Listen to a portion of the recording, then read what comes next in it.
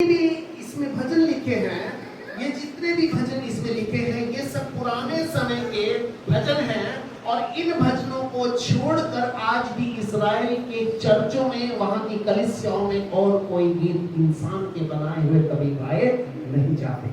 और वहां पर इन भजनों को गाया जाता है और जब इनकी वास्तविक धुन को आप सुनेंगे तो वो धुन भले आपके भाषा समझ में ना आए, तो वो धुन एक ऐसी होती है जो इंसान को प्रभु की तरफ खींचती चली जाती है। क्योंकि ये जितने भजन लिखे गए थे, ये विशेष परिस्थिति में परमेश्वर अपने लोगों को डाल देता था और जब उनके दिल से, आत्मा से वो आवाज निकलती थी, वो आवाज परमेश्वर के सिंहासन को छूती थी। हालेलुया। और इसी तरह से जब हम इस वचन को पढ़ते हैं तो उसमें लिखा है इस्राएल जाति के लिए प्रार्थना। इसका ऊपर शीर्षक लिखा है इस्राएल जाति के लिए प्रार्थना। और इस्राएल कौन है? इस्राएल परमेश्वर की प्रजा है। इस्राएल वो लोग हैं जिनको परमेश्वर ने संसार में से चुना था।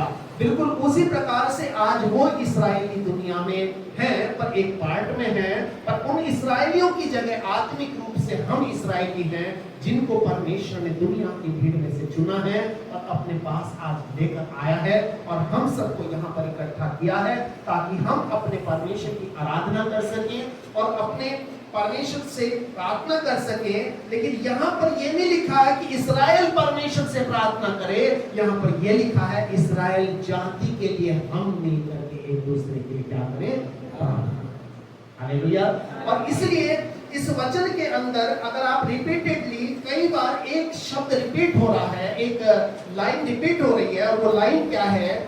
तीसरे वचन में, 7वें वचन में और 19वें वचन में एक ही बात बार बार दोहराई जा रही है, और वो ये कि हे परमेश्वर हमको ज्यों का त्यों कर दे और अपने मुख का प्रकाश हम पर चमका और तब हमारा उद्धार हो जाएगा। यहाँ पर ये जो बात लिखी है, अगर आप पुराने नियम के अंदर देखो, ये एक प्रकार की ब्लेसिंग थी, एक प्रकार की ये आशीष थी जो इस्राएलियों के लिए याजक लोग दिया करते थे। जब वो प्रभु के भवन में जाते थे तो उनको इस आशीष से आशीषित किया करते थे कि वो उनके लिए प्रार्थना नहीं करते थे जैसे हमारे प्रार्थना करती, प्रभु इसका पेट दर्द सही हो जाए, इसका सर दर्द सही हो जाए, इसका ये सही है। लेकिन ये लोग इस्राएल की जाति के लिए क्या करते थे? ऐसी प्रार्थना करते थे कि प्रभु तू इनके साथ रहे, क्योंकि अगर तू इनके साथ रहेगा तो फिर सिर दर्द कोई मायने नहीं रखता, पेट दर्द कोई मायने नहीं रखता, क्योंकि जब तू खुद इनके साथ लग जाएगा तो एक प्रकार से इनके साथ परमेश्वर की आत्मा, उसकी उपस्थिति रहने लग जाएगी। हालेलुया। क्योंकि जब मूसा परमेश्वर के पास गया और परमेश्वर से वो कहने लगा, प्रभु तू मुझे फिरौन के पास भेज रहा है ताकि मैं इस्राएल के लोगों को छुड़ा करके लाऊं, तो जब वो मेरे से पूछेगा कि तुझे किसने भेजा है तो मैं क्या कहूंगा? तो वहां पर मूसा को परमेश्वर ने कहा तो उनसे कहना मैं जो हूं सो हूं। अगर आप हिब्रू भाषा में इस वर्ड को देखेंगे, मैं जो हूं सो हूं को क्या कहते हैं? एलियाशर, जिसका मतलब यह है कि मैं तुम्हारे लिए काफी हूं, जिसका हिंदी में मतलब होता है मैं तुम्हारे लिए काफी। क्योंकि परमेश्वर असमंजस में पड़ गया कि मेरे 15 नाम बाइबल के अंदर लिखे हैं, यहोवा राफा, यहोवा यिरे, यहोवा, बहुत सारे इस प्रकार के जो नाम है, 15 नाम। उसने कहा मैं तुझे कौन सा नाम दूंगा? लेकिन परमेश्वर ने कहा कि मैं वो हूं, मैं जो हूं सो हूं, इसका मतलब मैं तेरे लिए काफी हूं।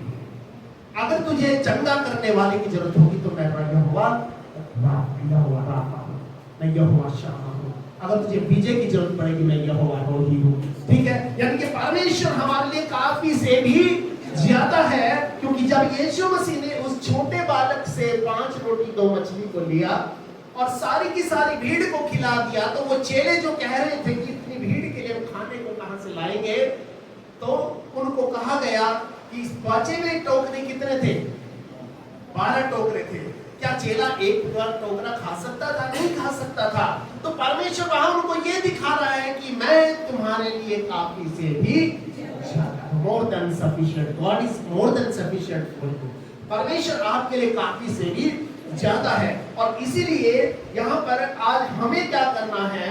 हमें इस्राएल जाति के लिए क्या करना है? प्रार्थना करना है। क्योंकि इस्राएल की जो जाति है इस्राएल के जो लोग हैं, परमेश्वर के जो लोग हैं, आज उनकी हालत जो है अच्छी नहीं है। क्योंकि दुनिया में अगर दूसरे लोगों को देखते हैं, वो अपने धर्म के, अपने देवी, अपने देवताओं के प्रति वचनबद्ध है और पक्के हैं। हम लोग भी जब अपने हिंदू धर्म के कर्म कांडों को करते थे तो हम ईश्वर से डरते थे। हम सुबह कितने बजे खड़े हो जाते थे? 4 बजे उठकर खड़े जाते और 4 बजे उठ करके नहा लेते थे, नंगे पैर मंदिर जाते थे और क्या करते थे? जल चढ़ा, जो भी वहां काम हमें करना होता था करते थे। लेकिन आज हमने चूंकि प्रभु को ग्रहण कर लिया है तो इसलिए आज हम क्या हो गए? बिगड़ गए। हम सो के कितने बजे उठते हैं? 8 बजे उठते हैं। कहते हैं आज तो संडे है, आज तो कोई दिक्कत नहीं है क्योंकि आज तो क्या दिन है? छुट्टी का दिन है। लेकिन परमेश्वर का वचन इस बात को कहता है कि यदि इस्राएल मेरे मार्गों पर चले तो मैं क्षण भर में उसके शत्रुओं को क्या करूं? आज आप और रोज को प्रभु के मार्गों पर क्या है? चलना है। हमें एक दूसरे के लिए प्रार्थना करना है। आज मसीह लोग क्या करते हैं? एक दूसरे की टांग खींचते हैं, एक दूसरे को आगे बढ़ने नहीं देते, लेकिन हमें एक दूसरे को आगे। हालेलुया। और इसमें लिखा है क्या लिखा है कि 8वें वचन को ध्यान से पढ़ेंगे। क्या लिखा है? तू मिस्र से एक दाख लगा तू मिस्र से, मिस्र क्या है? मिस्र जादू की दुनिया है। मिस्र क्या है? जादू की दुनिया है। और हम सबको प्रभु कहां से लाया? इस जादू की दुनिया में से लाया। और आपको मालूम है दुनिया में भर में 7 जो जादू होते हैं बड़े मशहूर होते हैं, 7 जादू। और बंगाल के जादू का नाम 7वें नंबर पर आता है। और सबसे बड़ा जादू कौन सा होता है? मिस्र का जादू होता है। कौन सा जादू होता है? मिस्र का जादू। जादू का मतलब, जादू में क्या होता है कि सच को छिपाया जाता है और झूठ को दिखाया जाता है। और पूरी दुनिया आज उसी के लिए क्या बजाती है? ताली बजाती है। लेकिन यहाँ पर परमेश्वर आपको मुझको कहां से लाया? मिस्र से निकाल करके लाया। जिस तरह से यीशु मसीह जब दुनिया में आने वाला था तो वो कहां? मिस्र को भाग गया था। और वचन में लिखा है कि मैंने अपने पुत्र को मिस्र से बुलाया। आज परमेश्वर ने भी आपको और मुझको इस दुनिया में से बुलाया है। और दुनिया में से क्यों बुलाया है? ये एक दाखलता है। दाखलता का मतलब, हम मिस्र में एक ऐसी हालत में थे। अब यहाँ पर पेड़ नहीं लिखा कि परमेश्वर वहां से एक अमरूद का पेड़ ले आया, एक आम का पेड़ लिया, लिखा वहां से एक दाखलता को लेकर आया। किसको लेके आया? दाखलता को लेके आया। और दाखलता क्यों ऐसा कहा गया है? क्योंकि दाखलता जो होती है ये इस्राएल की जो खेती का मुख्य एक चीज होता है। जैसे हमारे यहाँ गन्ने की फसल होती है और हमारे उत्तर भारत में गन्ना बहुत होता है, इस तरह से इस्राएल में दाखलता या दाख मतलब अंगूरों की खेती बहुत ज्यादा होती है। वहाँ का इतना मोटा मोटा अंगूर होता है और उससे बहुत सारी चीजें बनती है। पर ये दाखलता की बात इसमें क्यों कही गई है? क्योंकि दाखलता एक ऐसी चीज है जो बिना सहारे के खड़ी नहीं हो सकती। इस दाखलता को क्या चाहिए? सहारा चाहिए। और ये सहारा कौन देगा? हमारा परमेश्वर देगा। और परमेश्वर खुद आकर के हमें धागा बांध के ऊपर नहीं खड़ा करेगा। परमेश्वर ने हम सब लोगों को एक दूसरे का सहारा बनने के लिए दुनिया में। और ये दाखलता क्या होगी? इसको सहारा चाहिए। लिखा है तू मिस्र से इस दाखलता को ले आया और अन्य जातियों को निकाल कर तूने उसको क्या कर दिया? लगा दिया। आज परमेश्वर ने जहां पर आपको रखा है, आप अपनी मर्जी से नहीं रहे। परमेश्वर ने आपको कहीं से लाया समेट कर और आपको वहां पर क्या कर दिया? लगा दिया। आप आज जहां रह रहे हो, और हो सकता है आज से 10, 20, 50 साल पहले आपने नहीं सोचा कभी हम यहाँ रहेंगे, लेकिन किसने आपको रखा है? परमेश्वर ने। और जहां पर परमेश्वर ने आपको रखा है, लिखा है उसने उसके लिए स्थान तैयार किया है। परमेश्वर ने हम सब के लिए एक जगह को तैयार करके रखा है। किसको तैयार कर रखा है? जगह को तैयार कर रखा है। और इस जगह में हमने क्या करना है? हमें इसमें जड़ पकड़नी है और उस जगह को फलवंत कर देना है। हालेलुया। और इसमें बहुत सारी ऐसी बातें हैं, लेकिन मैं आपको बताऊं पूरे परमेश्वर का जो वचन है, मैंने कई बार आपको बताया, ये इस बात का गवाह है कि जब कभी परमेश्वर के लोग परमेश्वर की इच्छा से नहीं चलते थे तो परमेश्वर उनको उनके शत्रुओं के हाथ में सौंप दिया करता था ताकि वो लोग सुधर जाएं। आपको मालूम है आज चर्चों में इतनी अच्छी प्रार्थनाएं लोग नहीं करते। चर्च की दीवारें इतनी अच्छी प्रार्थनाएं नहीं सुनती जितनी अच्छी प्रार्थनाएं आज हॉस्पिटल की दीवारें सुनती है, जेल की दीवारें सुनती है।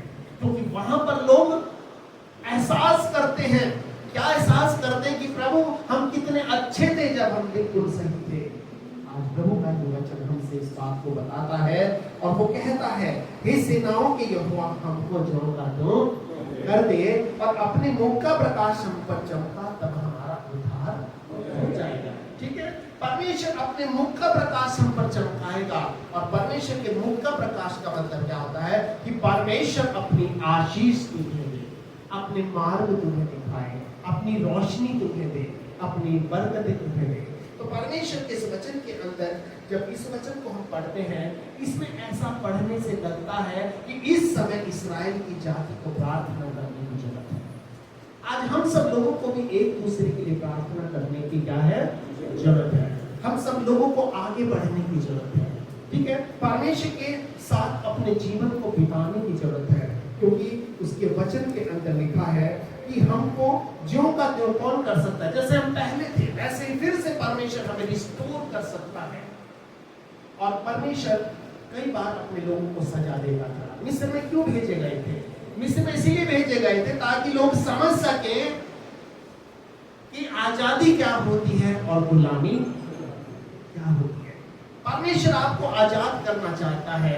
हम में से हर एक व्यक्ति क्या करता है, सुबह उठता है, अपने काम पर चला जाता है, 8 बजे उठता है और रात को 8 बजे घर पे फ्री हो पाता है। पूरा दिन हम मेहनत करते हैं, मजदूरों की तरह करते हैं, लेकिन परमेश्वर की योजना नहीं है। परमेश्वर हमसे हार्ड वर्क नहीं चाहता। कैसा वर्क चाहता है?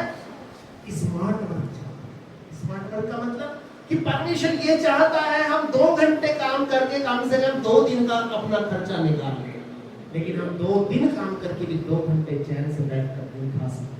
परमेश्वर हमें इसलिए नहीं बुलाया है। ये आदम के श्राप को जो पसीने बहा करके इंसान कमाता है, परमेश्वर उसको तोड़ना चाहता है। क्या करना चाहता है? तोड़ना चाहता है। और इसीलिए तो हम प्रभु के पास आते हैं ताकि हम ना सिर्फ अपने लिए पर दूसरों के लिए एक मिसाल बन सके। जब लोग हमें देखे तो कह सके कि ये वो लोग हैं जो परमेश्वर पर विश्वास करते हैं। तो इसीलिए यहाँ प्रभु के वचन के अंदर लिखा, यीशु ने कहा कि हे सब परिश्रम करने वालों, बोझ से दबे हुए लोगों, मेरे पास आओ और मैं तुम्हें क्या दूंगा? विश्राम दूंगा। तो ये विश्राम दूंगा। लेकिन परमेश्वर के पास आना, लेकिन आखिरी की लाइन में क्या लिखा है कि मेरा जुआ अपने ऊपर ले लो और अपना जुआ मुझे दे दो। यानी कि ऐसा नहीं कि तुम्हारा बोझ मैं ले लूंगा, तुम्हें खाली छोड़ दूंगा। पाप का बोझ हमें देना है और पाप के बोझ को अपने सर पर हमें क्या करना है? परमेश्वर ऐसा नहीं हम आए और सब कुछ बोझ प्रभु के हाथ में सौंप दिया और हम फ्री हो, नहीं।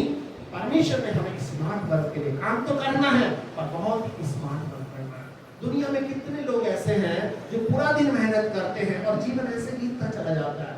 सुबह उठे, काम पर गए, फटाफट, शाम को आए, थके हारे, खाना खाया, पढ़ के सो गए। ये तो जीवन कट रहा है, गुजर। परमेश्वर ने जीवन काटने के लिए नहीं हमें भेजा है, परमेश्वर ने जीवन को एंजॉय करने के लिए हमें भेजा। हालेलुया। इसीलिए हम इस बात को स्मरण रखें, अपने परमेश्वर को हम अपने जीवन में सबसे पहला क्या दें? स्थान दें। और परमेश्वर के जब वचन को हम मानते हैं, इस बात को ध्यान रखें, हम हमेशा हार्ड वर्क की चिंता ना करें। मैंने पहले आपको एक कहानी सुनाई थी, याद है आपको? कौन सी? एक बार क्या हुआ, एक शेर एक कुत्ते के पीछे पड़ गया। इसके पीछे, और आपको पता है कि कुत्ता शेर का सबसे प्यारा खाना होता है। कुत्ता शेर कुत्ते को बहुत पसंद करता है। और एक जंगल में कुत्ते के पीछे पड़ गया तो कुत्ता ने कहा, भाई भागना तो बहुत मुश्किल है, हार्ड वर्क से कोई फायदा नहीं है, मैं जितना भागूंगा ये छलांग मार के मुझे क्या कर लेगा? पकड़ लेगा। कुत्ते ने क्या किया? स्मार्ट वर्क किया। कुत्ते ने क्या किया कि एक पुराना कोई गला सड़ा कोई गधे वधे की कोई हड्डी पड़ी होगी वहां पे, उसके पास बैठ गया और पीछे शेर आ रहा था, पीछा करता। वो जोर से चिल्लाकर कुत्ता बोलने लगा। क्या बोलने लगा? कि आज तो मजा आ गया, देखो मैंने एक शेर को क्या कर दिया, खा लिया, उसकी हड्डियां तो बहुत अच्छी लग रही है, तो शेर बेचारा थोड़ा सा सहम गया। तो ये कुत्ता बड़ा खतरनाक है, शेर को खा गया और हड्डी भी दिख रही है इसके आगे पड़ी हुई है ना, वो चुपचाप बैठ गया। तो शेर ने कहा ऐसा है भाई, पीछे लौटना ही ठीक रहेगा क्योंकि ये मुझे कुछ ठीक नहीं लग रहा। तो पीछे लौट गया, तो ऊपर एक बंदर बैठा हुआ था, बंदर ने चुगली कर दी। क्या चुगली कर दी? किससे चुगली कर दी? शेर से, कि महाराज वो आपका पागल बना रहा है, उसने शेर वेर को कुछ नहीं खाया, ठीक है, वो क्या कर रहा है, वो तो किसी पुरानी हड्डियों के पास बैठा हुआ है और आपको बेवकूफ बना रहा है। तो उसके बाद क्या हुआ, शेर को गुस्सा आया, उसने कहा बंदर से चल तू मेरे ऊपर बैठ और अभी चलते हैं, दोबारा से बदल ले लेते हैं। तो उसने देखा भाई शेर तो फिर पीछे आ रहा है, उसने फिर वो बैठ गया आराम से कुत्ता, और उसने कहा, जोर से कहा चिल्ला के, ये बंदर कहाँ मर गया, अभी तक एक शेर को भी पटा के नहीं ला सका। तो फिर भैया शेर ने क्या करा, बंदर को पकड़ लिया, उसने कहा वापस लौटो और क्या करो, इस बंदर को याद खाएंगे। ठीक है, तो कहने का मतलब अगर वो कुत्ता हार्ड वर्क करता, कितना भाग सकता था, बच नहीं सकता था। तो उसने क्या किया, स्मार्ट वर्क किया, और स्मार्ट वर्क में हो सकता है उसको झूठ बोलना पड़ा, लेकिन ऐसा झूठ बोलना जिससे किसी का फायदा हो रहा हो, किसी का नुकसान ना हो, गलत है। तो कहने का मतलब ये परमेश्वर ने आपको हार्ड वर्क के लिए नहीं चुना, परमेश्वर ने आपको स्मार्ट वर्क के लिए चुना है। और परमेश्वर आपके हाथ के कामों को आशीष देगा कि आप एक दिन करेंगे और 10 दिन बैठ करके खाएंगे। परमेश्वर ऐसा नहीं करेगा कि आप 10 दिन मेहनत करो और एक दिन बैठ के खाओ। तो परमेश्वर ने आपको मुझको इसीलिए चुना है ताकि हम सब लोग परमेश्वर के विश्राम दिन में प्रवेश कर सके और यहाँ से आशीषों को लेकर हम अपने घरों तक जा सके। आपको मालूम है मार्था और मरियम ने, मार्था यीशु मसीह को अपने घर ले गई थी, और क्या किया, उसके लिए घर में बैठा दिया और खाना बनाने में व्यस्त हो गई कि इसको खाना वाना बढ़िया डिश बना के खिलाएंगे। लेकिन मरियम यीशु मसीह के पैरों में बैठी रही। मरियम कहाँ बैठी रही? यीशु मसीह के पैरों में बैठी रही। और मार्था चिल्ला करके कहने लगी, प्रभु तुझे दिखाई नहीं दे रहा है कि मैं अकेली काम कर रही हूँ और ये यहाँ पे खाली बैठी हुई है? लेकिन यीशु ने कहा, मार्था तो बहुत बातों के लिए चिंता करती है, और इसने ये चीज आवश्यक, इसने उस उत्तम भाग को चुन लिया है जो इससे कभी छीना। और वो उत्तम भाग उसने क्या कमाया था उस दिन? आपको पता है 11वें अध्याय में यूहन्ना में आप जाओगे तो इन मार्था मरियम का भाई लाजर मर गया था। यीशु को मालूम था आज इन्हें इस उत्तम भाग की जरूरत है, और वो उत्तम भाग क्या था? लाजर की मौत की जिंदगी जो उस दिन उसने उसके हाथ में दे दिया था।